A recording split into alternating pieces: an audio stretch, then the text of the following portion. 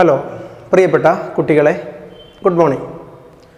നമ്മൾ കഴിഞ്ഞ ദിവസം കെമിക്കൽ കൈനറ്റിക്സ് എന്ന് പറയുന്ന ചാപ്റ്ററിൽ ആക്ടിവേഷൻ എനർജി എങ്ങനെയാണ് കാൽക്കുലേറ്റ് ചെയ്യുക എന്ന് പറഞ്ഞിട്ട് നമ്മൾ നിർത്തിയിട്ടുണ്ടായിരുന്നു അല്ലേ. അതായത് നമ്മൾ അറീനിയസ് ഇക്വേഷൻ എന്താണെന്ന് പറഞ്ഞു, K is equal to A E raise to minus A by R T എന്ന് പറയുന്ന ഇക്വേഷൻ പറഞ്ഞിട്ട് അതിൽ നിന്ന് ഡിറൈവ് ചെയ്തിട്ട് നമ്മളൊരു ഇക്വേഷനിലേക്ക് എത്തിയിരുന്നു. അതായത് ഇതായിരുന്നു equation, log K two by K one is equal to E A by 2.303 R into T2 minus T1 divided by T1 T2. ഇതായിരുന്നു ഇക്വേഷൻ അല്ലേ. ഇതിൽ നമുക്ക് എന്ത് കാണാൻ പറ്റുമെന്ന് പറഞ്ഞിരുന്നു, ആക്ടിവേഷൻ എനർജി കാൽക്കുലേറ്റ് ചെയ്യാൻ പറ്റുമെന്ന് പറഞ്ഞിരുന്നു. അപ്പോൾ എങ്ങനെ ഇതിന്ന് ആക്ടിവേഷൻ എനർജി കാൽക്കുലേറ്റ് ചെയ്യുക പറയേ, E A is equal to, ആ ഇ എനെ അവിടെ നിർത്തുക. അപ്പോൾ നമുക്ക് എന്താ കിട്ടുക, log K2 by K1 into 2.303 R into T1 T2 divided by T2 minus T1 എന്ന് പറയുന്ന ഇക്വേഷൻ നമുക്ക് കിട്ടും. അതായത് ഈ എനെ അവിടെ നിർത്തുക, ഇത് ഇങ്ങോട്ട് വരുമ്പോൾ ഇത് മുകളിലാണ് വരിക, 2.303 ആർ എന്ന് വരും. ഇത് T1 T2 divided by T2 minus T1 എന്നിങ്ങനെ തലതിരിഞ്ഞ് വരും ചെയ്യും. ഓക്കെ, ഇതാണ് നമ്മൾ പറഞ്ഞ് നിർത്തിയിട്ടുണ്ടായിരുന്നത്. ഇനി നമ്മൾ അതിൻ്റെ ബാക്കി ഭാഗം എടുക്കുകയാണ്. അപ്പോൾ ബാക്കി എന്ന് പറഞ്ഞാൽ ഇതിൻ്റെ ചോദിച്ചിട്ടുള്ള പ്രോബ്ലംസ് ഒക്കെ എന്തൊക്കെയാണെന്നാണ് നമ്മൾ പറയുന്നത്. ഓക്കെ, അപ്പോൾ നമ്മൾ ഇക്വേഷൻ പറഞ്ഞു അല്ലേ. ഇനി നമുക്കതിൻ്റെ 2-3 പ്രോബ്ലംസ് ചെയ്യാം. അപ്പോൾ അതിൽ ഒന്നാമതൊരു ക്വസ്റ്റ്യൻ നോക്ക്. നിങ്ങൾ ക്വസ്റ്റ്യൻ ഞാൻ ബോർഡിൽ എഴുതിയിട്ടുണ്ട്. ക്വസ്റ്റ്യൻ നോക്ക്. The value of rate constant for the decomposition of N2O5 is 3.46 into 10⁻⁻⁵ at 25 degrees Celsius and 4.87 into 10⁻³ at 65 degrees Celsius. Calculate activation energy. ഇതാണ് ക്വസ്റ്റ്യൻ. അതിൻ്റെ അർത്ഥം എന്താണെന്ന് വെച്ച് കഴിഞ്ഞാൽ, ഒരു N2O5 എന്ന് പറയുന്ന കോമ്പൗണ്ടിൻ്റെ ഡീകമ്പോസിഷനിൽ 25 ഡിഗ്രി സെൽഷ്യസ് എന്ന് പറയുന്ന ഒരു ടെമ്പറേച്ചർ ഉണ്ട്, 25 ഡിഗ്രി സെൽഷ്യസ് എന്ന് പറയുന്ന ടെമ്പറേച്ചറിൻ്റെ അകത്ത് 3.46 ഇൻറ്റു 10⁻⁵ എന്ന് പറയുന്ന ഒരു റേറ്റ് കോൺസ്റ്റന്റ് ഉണ്ട്. അതേപോലെ തന്നെ 65 ഡിഗ്രി സെൽഷ്യസിൻ്റെ അകത്ത് 4.87 ഇൻറ്റു 10⁻⁻³ എന്ന് പറയുന്ന ഒരു റേറ്റ് കോൺസ്റ്റന്റ് ഉണ്ട്. അങ്ങനെയെങ്കിൽ അതിൻ്റെ ആക്ടിവേഷൻ എനർജി എന്താണെന്നാണ് ക്വസ്റ്റ്യൻ. അപ്പോൾ എപ്പോഴും ശ്രദ്ധിക്കേണ്ടത്, 2 ടെമ്പറേച്ചറും 2 റേറ്റ് കോൺസ്റ്റന്റും തന്നാൽ നമ്മൾ ഈ ഇക്വേഷനാണ് ഉപയോഗിക്കാമെന്ന് ഞാൻ മുമ്പ് പറഞ്ഞിട്ടുണ്ട്. കഴിഞ്ഞ വീഡിയോയിൽ ഈ കാര്യം ഞാൻ പറഞ്ഞിട്ടുണ്ട്. അപ്പോൾ നമുക്കിതിൽ ഏതാണ് T1, ഏതാണ് T2, ഏതാണ് K1, ഏതാണ് K2 എന്ന് മനസ്സിലാക്കണം. അപ്പോൾ ശ്രദ്ധിക്കേണ്ടത്, എപ്പോഴും ചെറിയ ടെമ്പറേച്ചർ ഉണ്ടല്ലോ, അതിനെയാണ് നമ്മൾ T1 എന്നെടുക്കുക. അതിൻ്റെ കറസ്പോണ്ടിങ് ആയിട്ടുള്ള റേറ്റ് കോൺസ്റ്റന്റിനെ നമ്മൾ K1 എന്ന് എടുക്കാം. അപ്പോൾ 65നെ നമുക്ക് T2 ആയിട്ട് എടുക്കാൻ പറ്റും, അതിൻ്റെ കറസ്പോണ്ടിങ് ആയതിനെ നമുക്ക് എന്തായിട്ട് എടുക്കാൻ പറ്റും, K2 ആയിട്ട് എടുക്കാൻ പറ്റും. ഇങ്ങനെയാണ് നമ്മൾ ചെയ്യേണ്ടത്. പക്ഷെ ഒരു കാര്യം ശ്രദ്ധിക്കണം, എന്തെന്നറിയാലോ, ഇവിടെ ഇക്വേഷനിൽ 6 വരുന്നുണ്ട് അല്ലേ.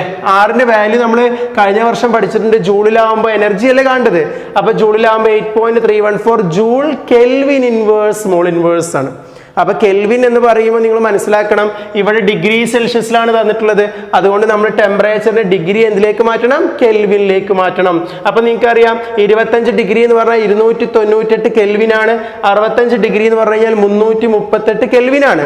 അത് വെച്ചിട്ട് നമ്മൾ സബ്സ്റ്റിറ്റ്യൂട്ട് ചെയ്യാണ് ചെയ്യുക അല്ലേ. അപ്പോൾ നമുക്ക് ഇങ്ങനെ എഴുതിക്കൂടെ, T1 എന്ന് പറഞ്ഞാൽ 25 + 273 = 298 കെൽവിൻ. T2 എന്ന് പറഞ്ഞു കഴിഞ്ഞാൽ 65 + 273 = 338 കെൽവിൻ എന്ന് കിട്ടും. ഇനി നമ്മൾ സബ്സ്റ്റിറ്റ്യൂട്ട് ചെയ്യാൻ പോകണം കേട്ടോ. ആക്ടിവേഷൻ എനർജിയിൽ കണ്ടത് E A = log K2 by K1. K2 എത്ര പറയും, 4.87 ഇൻറ്റു 10⁻³ ഡിവൈഡഡ് ബൈ K1 എന്ന് പറഞ്ഞാൽ എത്രയാണ്, 3.46 into 10⁻⁵ log K2 by K1 into 2.303 into R എത്ര പറയും, 8.314 ഇൻറ്റു പിന്നെന്താ വരുന്നത്, T1 T2 divided by T2 minus T1 അല്ലേ. അപ്പോൾ T1 എത്ര പറ, 298. എത്രയാണ്, 298 ഇൻറ്റു ദെൻ T2 എത്രയാ, 338 divided by T2 minus T1 എന്ന് പറഞ്ഞാൽ 338 മൈനസ് 298. ഇത് നിങ്ങൾ കൃത്യമായിട്ട് ചെയ്ത് കഴിഞ്ഞാൽ നിങ്ങൾക്ക് 103,584 ജൂൾ എന്ന് പറയുന്ന ജൂൾ പെർ മോൾ എന്ന് പറയുന്ന ആൻസർ കിട്ടും.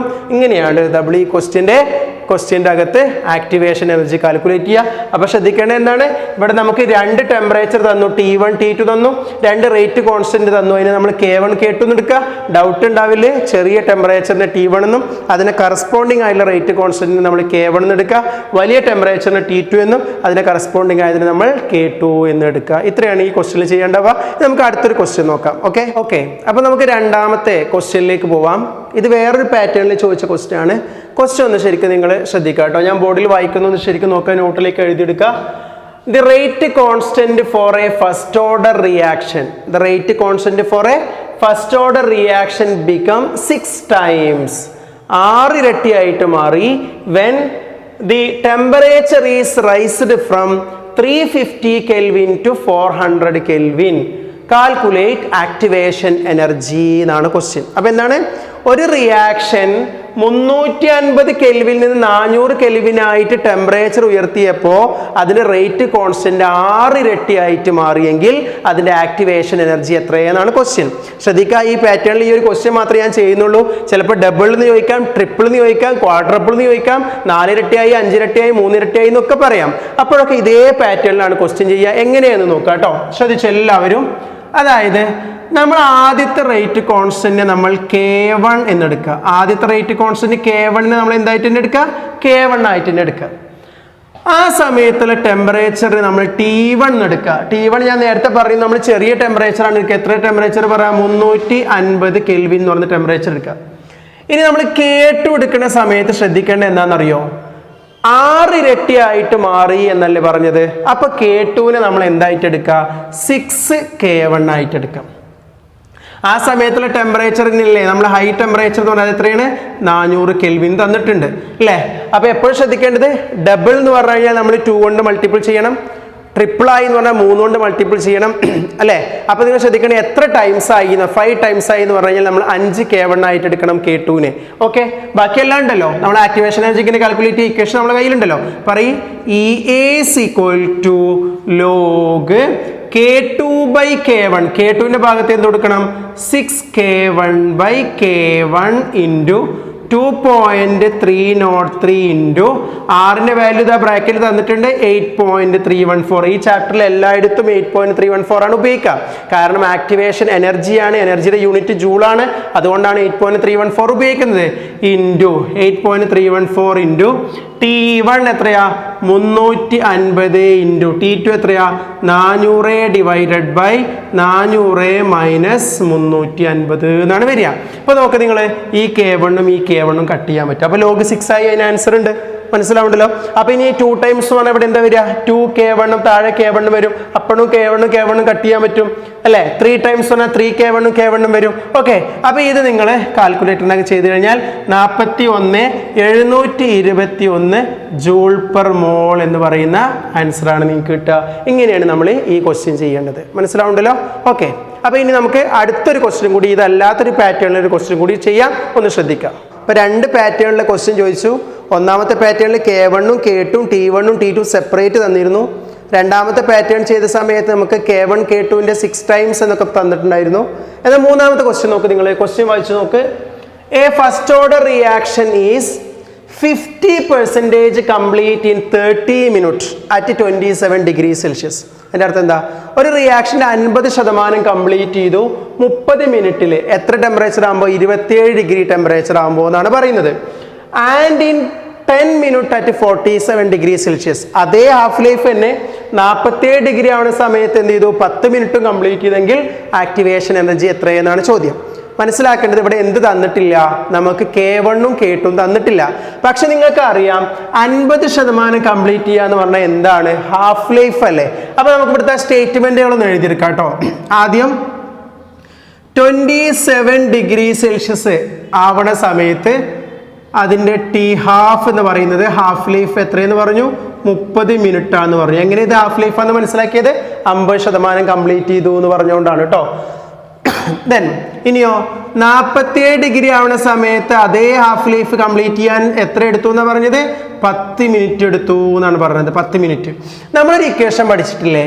ടി ഹാഫ് ഈക്വൽ ടു എന്താ പറ 0.693/k.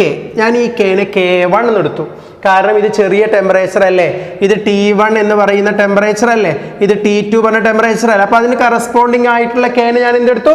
K1 എടുത്തു. അപ്പൊ ഇവിടെ നമുക്ക് എന്തെങ്കിലും എഴുതാൻ പറ്റും? T half equal to 0.693/K2 എന്ന് പറയാൻ പറ്റും അല്ലേ. ഇനി നോക്ക് നിങ്ങൾ, ഇവിടെ നമുക്ക് ടി ഹാഫ് തന്നിട്ടുണ്ടല്ലോ, എത്രയാണ്? 30 മിനിറ്റ് തന്നിട്ടില്ലേ. അപ്പൊ നമുക്ക് ഇവിടുന്ന് K1 കിട്ടൂലേ? K1 equal to 0.693/T half എന്ന് വരും. അതായത് ഇത് ഈ K1 ഇങ്ങോട്ട് എടുത്ത് ടി ഹാഫ് ഇങ്ങോട്ട് കൊടുക്കുക. അപ്പൊ എന്താ കിട്ടുക? 0.693/T ഹാഫ് എത്രയാണ്? 30 എന്ന് കിട്ടും. അപ്പൊ അങ്ങനെയാകുമ്പോൾ നമ്മുടെ ആൻസർ എന്ന് പറയുന്നത് 0.0231 എന്ന് പറയുന്ന ആൻസർ കിട്ടും, K1 എന്ന് പറയുന്ന ആൻസർ. എന്നാൽ ഇവിടെ നോക്ക് നിങ്ങൾ, ഇവിടെ നമുക്ക് അതേപോലെ K2 ഈക്വൽ ടു എന്താ? 0.693/T ഹാഫ് അല്ലേ. അപ്പൊ എന്താ കിട്ടുക പറ? 0.693 ഇവിടെ ഹാഫ് ലൈഫ് കംപ്ലീറ്റ് ചെയ്യാൻ എടുത്ത സമയം എത്രയാണ്? 10 മിനിറ്റ്. അപ്പോൾ ഡിവൈഡഡ് ബൈ 10 ഈക്വൽ ടു 0.0693 എന്ന് കിട്ടും. 0.0693 എന്ന് കിട്ടും. ഓക്കെ, അപ്പൊ നമുക്ക് രണ്ട് വാല്യൂസ് ആയിട്ടോ. അപ്പൊ നമുക്ക് K1 ആയി K2 ആയി. ഇനി ഡയറക്റ്റ് ആയി സബ്സ്റ്റിറ്റ്യൂട്ട് ചെയ്യാൻ പറഞ്ഞോളൂ. എങ്ങനെ ചെയ്യാ? ഈ A equal to log K2/K1. നോക്ക്, K2 എത്രയാ? 0.0693 K1 എത്രയാ? 0.0231 into 2.303 into 8.314 into T1 T2 എന്ന് പറയുമ്പോൾ T1 എത്രയാണ്? 27 ഡിഗ്രി സെൽഷ്യസ് അല്ലേ. 27 ഡിഗ്രി സെൽഷ്യസ് എന്ന് പറയുമ്പോൾ നമ്മൾ എന്ത് ചെയ്യണം? 27+, അപ്പൊ എത്ര കിട്ടുക? 300 കെൽവിൻ എന്നാണ് കിട്ടുക. ഇത് എത്ര കിട്ടുക? 47 ഡിഗ്രി സെൽഷ്യസ് എന്ന് പറയുമ്പോൾ എത്ര കിട്ടുക? 320 കെൽവിൻ എന്നാണ് കിട്ടുക അല്ലെ. അപ്പൊ നമുക്ക് എന്താ കിട്ടുക? 8.314 ഇൻറ്റു T1 T2 എന്ന് പറഞ്ഞാൽ എത്ര പറ? 300 ഇൻറ്റു 320 ഡിവൈഡഡ് ബൈ 320 മൈനസ് 300 എന്ന് കിട്ടും. ഇത് നമ്മൾ ചെയ്ത് കഴിഞ്ഞാൽ നമുക്ക് 43,848 ജൂൾ പെർ മോൾ എന്ന ആൻസർ കിട്ടും. ഇങ്ങനെയാണ് ഈ ക്വസ്റ്റ്യൻ ചെയ്യേണ്ടത്. ഓക്കെ, അപ്പൊ മറക്കല്ലേ, നമുക്ക് K1 K2 തന്നില്ലെങ്കിൽ അവർ എന്ത് തന്നിട്ടുണ്ടാവും? 50% കംപ്ലീറ്റ് ചെയ്യേണ്ട സമയം തന്നിട്ടുണ്ടായിരിക്കും. അതായത് ഹാഫ് ലൈഫ് തന്നിട്ടുണ്ടായിരിക്കും എന്നാണ് പറയുന്നത്. ആ ഹാഫ് ലൈഫിൽ നിന്ന് K1 ഉം K2 ഉം കണ്ടെത്തുക. K1 K2 ഡൗട്ട് വേണ്ട. ചെറിയ ടെമ്പറേച്ചറിന് കറസ്പോണ്ടിങ് ആയത് T1 ഉം അതിനെ കറസ്പോണ്ടിങ് ആയിട്ട് K1 എന്നെടുക്കുക. എന്നാൽ വലിയ ടെമ്പറേച്ചറിനെ T2 എന്നും അതിന് കറസ്പോണ്ടിങ് ആയതിനെ K2 എന്നെടുക്കുക. ഇതാണ് ഇതിൽ ചോദിക്കുന്ന പ്രോബ്ലത്തിന്റെ 3 ഫോർമാറ്റ് എന്ന് പറഞ്ഞാൽ. ഓക്കെ, ശരി. നമ്മൾ ചാപ്റ്റർ തുടക്കത്തിൽ പറഞ്ഞിരുന്നു എന്തൊക്കെ ഫാക്ടേഴ്സ് ആണ് കെമിക്കൽ റിയാക്ഷൻ റേറ്റിനെ സ്വാധീനിക്കുക എന്ന് ചോദിച്ചപ്പോൾ കോൺസെൻട്രേഷൻ പറഞ്ഞു, അതിന്റെ കുറെ എക്സ്പ്ലനേഷൻസ് പറഞ്ഞു. ടെമ്പറേച്ചർ പറഞ്ഞു, അതിന്റെ എക്സ്പ്ലനേഷൻസ് പറഞ്ഞു അല്ലേ. ഇനി അടുത്ത മൂന്നാമത്തെ ഒരു പാർട്ടാണ് എഫക്റ്റ് ഓഫ് കാറ്റലിസ്റ്റ് എന്ന് പറയും. കാറ്റലിസ്റ്റിന്റെ ജോലി എന്താണെന്നാണ് ഒരു കെമിക്കൽ റിയാക്ഷൻ്റെ അകത്ത് എന്നാണ് ഇനി അടുത്തത് മൂന്നാമത്തത്. സാധാരണ എക്സാമിന് ചോദിക്കുന്ന ക്വസ്റ്റ്യനാണ്. നിങ്ങൾ 10ാം ക്ലാസ്സിലൊക്കെ പഠിച്ചിട്ടുണ്ടായിരിക്കും. കാറ്റലിസ്റ്റ് എന്ന് പറഞ്ഞാൽ എന്താണെന്ന് വെച്ച് കഴിഞ്ഞാൽ കെമിക്കൽ റിയാക്ഷൻ്റെ അവസാനം ചേഞ്ച് ഒന്നും വരാതെ തന്നെ കെമിക്കൽ റിയാക്ഷൻ്റെ വേഗതയിൽ മാറ്റം വരുത്താൻ കഴിവുള്ള സബ്സ്റ്റൻസുകളെ നമ്മൾ എന്ത് വിളിക്കുക? കാറ്റലിസ്റ്റ് എന്ന് വിളിക്കാം. കറ്റാലിസിസ് എന്ന് പറഞ്ഞാൽ അതാണ് the process of altering the rate of a chemical reaction. Process of altering the rate of a chemical reaction is called catalysis. The substance added, ആ സബ്സ്റ്റൻസ് എന്ന് പറഞ്ഞാൽ ഒരു ഫോറിൻ സബ്സ്റ്റൻസ് ആണ്. ആഡ് ചെയ്യുന്ന സബ്സ്റ്റൻസിനെ വിളിക്കുന്ന പേരാണ് കാറ്റലിസ്റ്റ് എന്ന് പറയുന്നത്. അപ്പോൾ ഒരു കാറ്റലിസ്റ്റ് നമ്മൾ ആഡ് ചെയ്ത് കഴിഞ്ഞാൽ റിയാക്ഷൻ്റെ വേഗത കൂട്ടാനും പറ്റും കുറക്കാനും പറ്റും. അതിന് നിങ്ങൾ പോസിറ്റീവ് കാറ്റലിസ്റ്റ് എന്നും നെഗറ്റീവ് കാറ്റലിസ്റ്റ് എന്നൊക്കെ പഠിച്ചിട്ടുണ്ടായിരിക്കും. എന്തായാലും ആ കാറ്റലിസ്റ്റിൻ്റെ വേഗത കൂട്ടുക കുറക്കുക എന്നുള്ളതിന് നമ്മൾ വിളിക്കുന്ന പേരാണ് ആൾട്ടർ ചെയ്യുക, മാറ്റം വരുത്തുക. അതിനുവേണ്ടി ഉപയോഗിക്കുന്ന ഫോറിൻ സബ്സ്റ്റൻസിനെ വിളിക്കുന്ന പേരാണ് എന്തെന്ന് പറഞ്ഞു കഴിഞ്ഞാൽ ഇപ്പോൾ the foreign substance added to alter the rate of a chemical reaction is called catalyst എന്നാണ് പറയുക. അതേപോലെ തന്നെ റിയാക്ഷൻ്റെ അവസാനം റിമെയിൻസ് അൺചേഞ്ച്ഡ് എന്നാണ്. അതിൽ യാതൊരു മാറ്റവും ഉണ്ടാവില്ല ആ കാറ്റലിസ്റ്റിൻ്റെ അകത്ത്. ഓക്കെ, ഒരു കാറ്റലിസ്റ്റ് ഒരു കെമിക്കൽ റിയാക്ഷൻ്റെ അകത്ത് എന്ത് മാറ്റമാണ് വരുത്തുക എന്ന് വെച്ച് കഴിഞ്ഞാൽ ശ്രദ്ധിച്ചോട്ടോ. ഈ ഗ്രാഫ് ഞാൻ നേരത്തെ നിങ്ങൾ പഠിപ്പിച്ചതായിരുന്നു, ട്രാൻസിഷൻ സ്റ്റേറ്റ് തിയറിയിൽ പഠിപ്പിച്ചിട്ടുണ്ടായിരുന്നു. ഇത് എനർജി ഓഫ് റിയാക്റ്റൻ്റ് ER ആണ്, ഇത് എനർജിയാണ് Y ആക്സിസിൽ, ഇത് പ്രോഗ്രസ് ഓഫ് റിയാക്ഷൻ, ഇത് എനർജി ഓഫ് പ്രൊഡക്റ്റ് ആണ്, ഇത് ആക്ടിവേഷൻ എനർജി ആണെന്ന് പറഞ്ഞിട്ടുണ്ടായിരുന്നു. എന്നിട്ട് ഞാൻ പറഞ്ഞിരുന്നു ഏതോ റിയാക്റ്റൻ്റ് മോളിക്യൂൾസും ഇങ്ങനെയുള്ള ഒരു ബാരിയറിന്റെ മുകളിലൂടെ പോകണം എന്നൊക്കെ പറഞ്ഞിട്ടുണ്ടായിരുന്നു അല്ലേ. അപ്പോൾ ഒരു ഹൈ ആക്ടിവേഷൻ എനർജി കിട്ടിയെങ്കിൽ മാത്രമേ അവർ പ്രൊഡക്റ്റ് ആയിട്ട് മാറുള്ളൂ എന്നൊക്കെ പറഞ്ഞിരുന്നു. എന്നാൽ നമ്മൾ കാറ്റലിസ്റ്റ്, അപ്പോൾ നമുക്ക് എന്ത് പറയാൻ പറ്റും? ഇത് ജനറൽ ആണ് കേട്ടോ. നമുക്ക് എന്ത് പറയാൻ പറ്റും? വിത്തൗട്ട് കാറ്റലിസ്റ്റ് എന്ന് പറയാൻ പറ്റും. ഇതൊരു കാറ്റലിസ്റ്റ് ഇല്ലാതെ നടക്കുന്ന റിയാക്ഷനാണ്. അപ്പോൾ നോക്ക്, നിങ്ങൾ ഇവിടുന്ന് ഇങ്ങനെ പോന്ന് ഇങ്ങനെ ഇത്രയും ഹൈറ്റിലൂടെ ഇങ്ങനെ കയറിയിട്ട് വേണം പ്രൊഡക്റ്റ് ആയിട്ട് മാറാൻ. അപ്പോൾ വയസ്സന്മാരായിട്ടുള്ള മോളിക്യൂൾസിനൊന്നും എന്ത് ചെയ്യാൻ പറ്റൂല, എനർജി കുറഞ്ഞ മോളിക്യൂൾസിനൊന്നും പ്രൊഡക്റ്റ് ആയിട്ട് മാറാൻ കഴിയില്ല. മനസ്സിലാവുണ്ടല്ലോ. അപ്പോൾ അവർക്ക് വേണ്ടിയിട്ട് എന്താ ചെയ്യാന്നറിയില്ലോ, കാറ്റലിസ്റ്റിനെ ആഡ് ചെയ്ത് കഴിഞ്ഞാൽ കാറ്റലിസ്റ്റ് എന്ത് ചെയ്യുമെന്നറിയാലോ, ഒരു പുതിയ ഒരു റൂട്ട് ഉണ്ടാക്കി കൊടുക്കും. കണ്ടോ, കാറ്റലിസ്റ്റ് എന്ത് ചെയ്യും? ഒരു പുതിയ റൂട്ട് ഉണ്ടാക്കി കൊടുക്കും. ആ റൂട്ടിന്റെ പ്രത്യേകത എന്താണെന്നറിയോ? അതിന് എന്ത് കുറവാണ് പറ? ആക്ടിവേഷൻ എനർജി എന്തായിരിക്കും? കുറവായിരിക്കും. അപ്പോൾ ഈ ഡോട്ടഡ് ലൈൻ എന്താന്ന് പറയും? വിത്ത് കാറ്റലിസ്റ്റ് ആണ് കേട്ടോ. കാറ്റലിസ്റ്റ് ഉണ്ടെങ്കിൽ എന്ത് കുറവായിരിക്കും പറ? ആക്ടിവേഷൻ എനർജി കുറവായിരിക്കും. അപ്പോൾ എന്താ പ്രശ്നം പറ? എത്ര വയസ്സന്മാരായിട്ടുള്ള എനർജി ഇല്ലാത്ത മോളിക്യൂൾസിനും ഇതിലൂടെ ഇങ്ങനെ പോയിട്ട് പെട്ടെന്ന് എന്തായിട്ട് മാറാൻ പറ്റും? പ്രൊഡക്റ്റ് ആയിട്ട് മാറാൻ പറ്റും. ഈ വലിയ മല ഇങ്ങനെ ചാടി കിടക്കേണ്ട യാതൊരു ആവശ്യമില്ല എന്നുള്ളതാണ്. അപ്പോൾ what is the effect of catalyst വെച്ച് നമ്മൾ എന്താ പറയുന്നത്?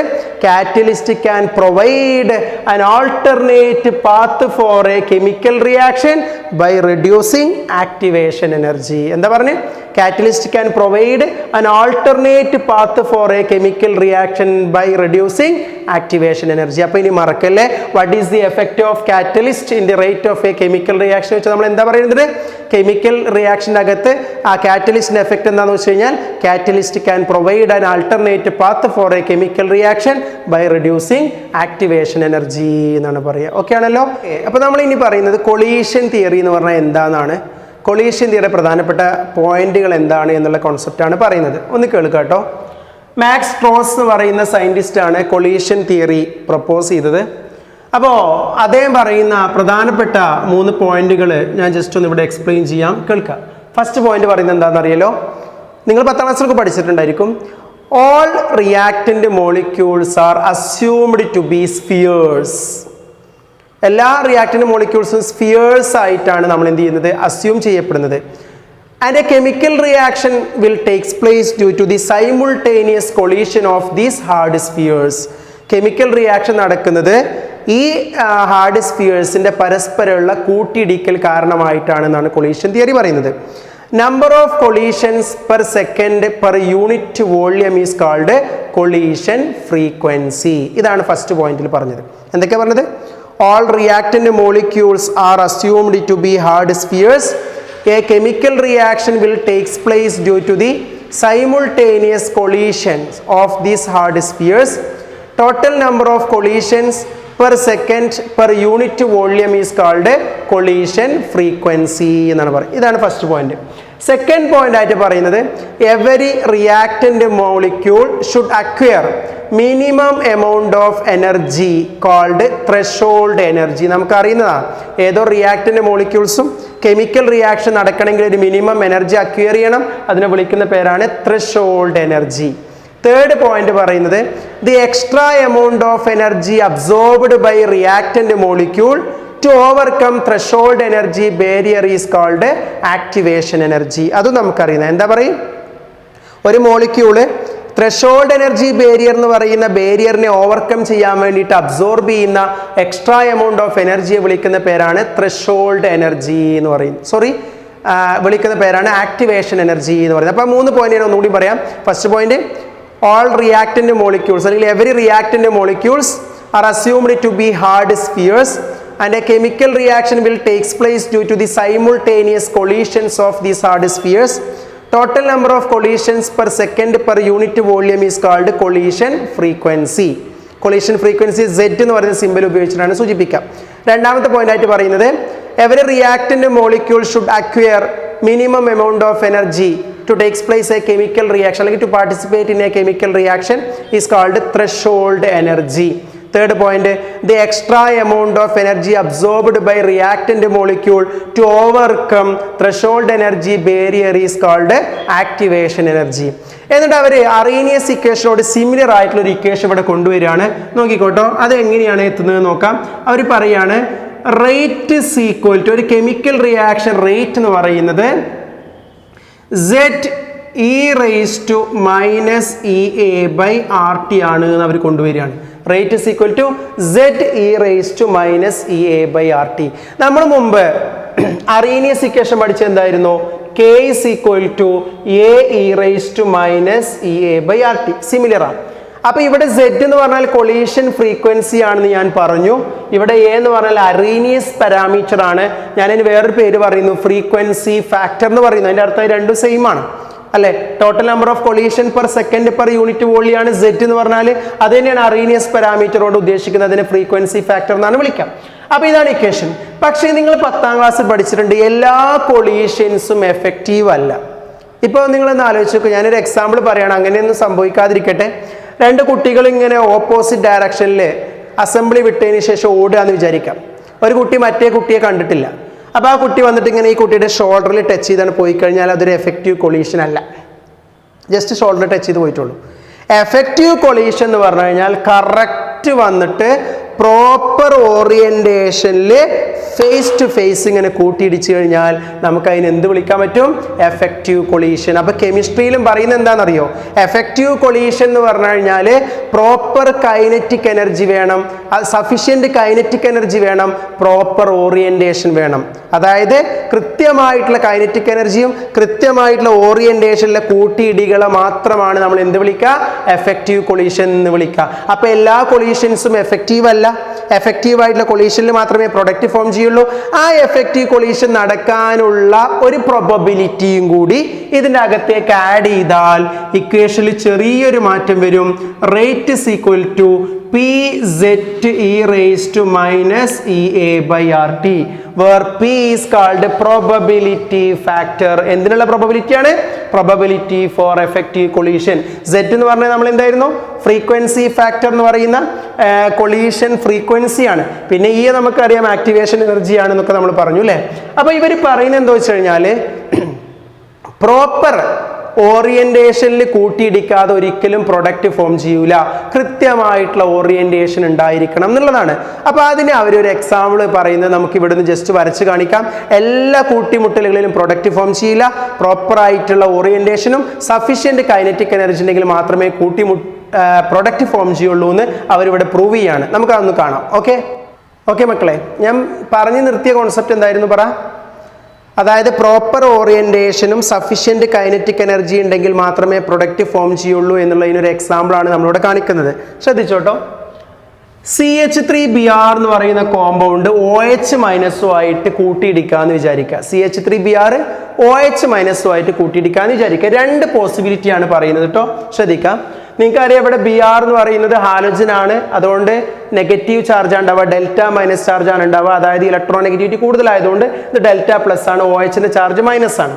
അപ്പൊ ഈ ഫസ്റ്റ് കേസിൽ എന്താ പറയുന്നത് അറിയാലോ? കൂട്ടിയിടിക്കുന്ന സമയത്ത് OH- Br- പാർട്ടിലാണ് കൂട്ടിയിടിക്കുന്നതെങ്കിൽ നിങ്ങൾക്കറിയാം രണ്ടും നെഗറ്റീവ് ചാർജ് ആയതുകൊണ്ട് അവിടെ റിപ്പൽഷൻ ആണ് ഉണ്ടാവുക. അതുകൊണ്ട് ഇയാൾക്ക് ഇവിടെ ബൈൻഡ് ചെയ്യാൻ കഴിയില്ല. അതുകൊണ്ട് ഇവിടെ എന്ത് ഫോം ചെയ്യൂല? പ്രൊഡക്റ്റ് ഫോം ചെയ്യൂല. അതിന്റെ അർത്ഥം എന്താണ്? ആ കൂട്ടിയിടിക്കൽ എന്തല്ല? എഫക്റ്റീവ് അല്ല. അതിന്റെ അർത്ഥം അതിന് പ്രോപ്പർ ഓറിയന്റേഷൻ ഇല്ല. അപ്പൊ നമുക്ക് ഇവിടെ എന്ത് എഴുതാൻ പറ്റും പറ? Improper orientation. ഇംപ്രോപ്പർ ഓറിയന്റേഷനിലാണ് ആ കൂട്ടിമുട്ടൽ ഉണ്ടായത്. അവിടെ പ്രൊഡക്റ്റ് ഫോം ചെയ്തില്ല. എന്നാൽ നോക്കേ, ഈ OH- ഇങ്ങനെ വന്നിട്ട് ബാക്ക് സൈഡിലൂടെ വന്നിട്ട് പോസിറ്റീവ് ചാർജുള്ള കാർബൺ ആറ്റത്തെയാണ് കൂട്ടിയിടിച്ച് എന്ന് വിചാരിക്കാം. അപ്പൊ എന്താ സംഭവിക്കാന്നറിയോ? ആ OH- നമ്മളെ കാർബൺ ആറ്റത്തെ കൂട്ടിയിടിച്ച് കഴിഞ്ഞാൽ ശരിക്കും മനസ്സിലാക്കിക്കോട്ടോ, നമ്മുടെ CH3 ഇവിടെ Br ഉണ്ട്. ശരിക്കും മനസ്സിലാക്ക്. ഇങ്ങനത്തെ ഒരു സ്റ്റേജ് ഉണ്ടാവും. എങ്ങനെ സ്റ്റേജ് ഉണ്ടാവുക പറയും? OH- വന്നിട്ട് കാർബണിനെ കൂട്ടിയിടിക്കുമ്പോൾ കാർബണിലേക്ക് OH ബൈൻഡ് ചെയ്തു. എന്താ കാരണം? കാർബൺ പ്ലസ് ആണ്, OH- ആണ്. ഇവിടെ തമ്മിൽ ബോണ്ട് ഫോം ചെയ്തിട്ടുണ്ട് അല്ലെ?